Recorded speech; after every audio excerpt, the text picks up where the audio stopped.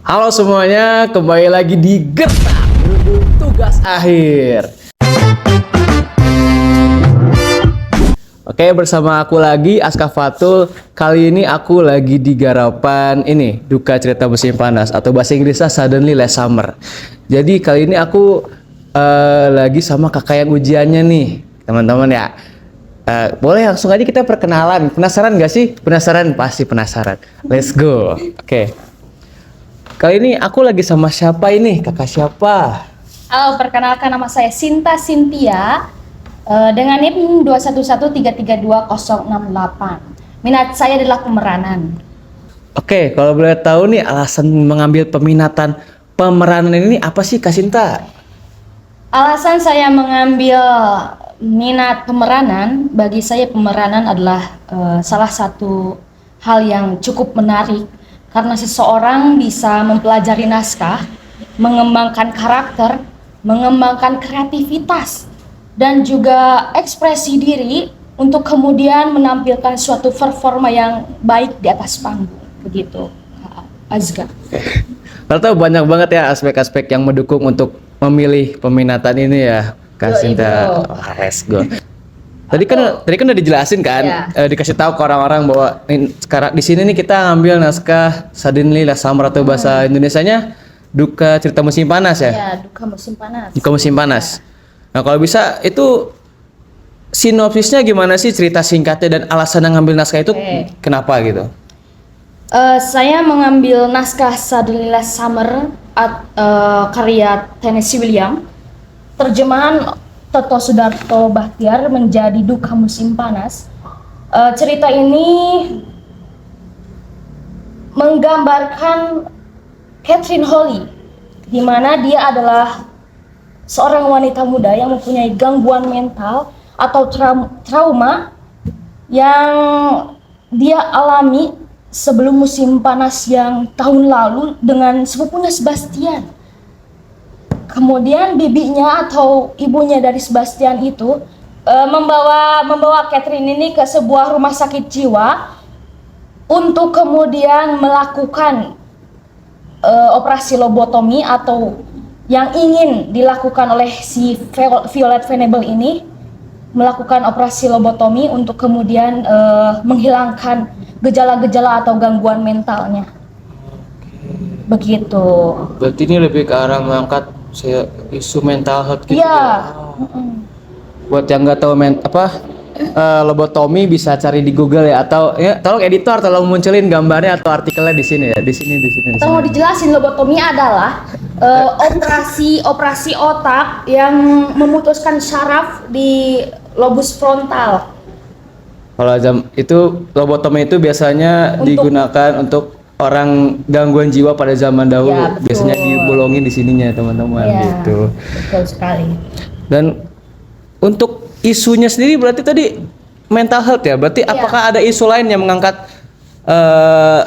diangkat di naskah ini, dan adakah isu yang relate dengan zaman sekarang gitu? Ada. Jadi naskah ini mengangkat isu trauma dan kesehatan mental seseorang, terutama kepada Catherine Holly. Naskah ini mengangkat isu tentang trauma seseorang yang dialami langsung oleh Catherine Holly sendiri. Yang kedua, ada keluarga yang disfungsional, di mana yang dilakukan oleh ibunya Catherine dan adiknya yang selalu memaksa Catherine untuk tidak menceritakan ceritanya atau kejadian di tahun lalu dengan Sebastian. Seperti itu. Terus yang ketiga, naskah ini juga menggambarkan bagaimana kekuasaan dan kontrol dapat digunakan untuk memanipulasi dan juga mengontrol orang lain. Seperti itu. Kalau untuk prosesnya nih, kira-kira udah berapa persen sih prosesnya, dari artistik, dari pemeranan sendiri, dari para awak pentasnya, kira-kira udah berapa persen kalau bisa dipersenkan gitu? Kalau dipersenkan selama proses ini, alhamdulillah ya, kurang lebih 80%-an. 80%? Iya, tinggal alhamdulillah tinggal 20%-an lagi lah. Tinggal 20% lagi. Iya. Kalau untuk kendalanya apa sih yang biasanya kendala gitu?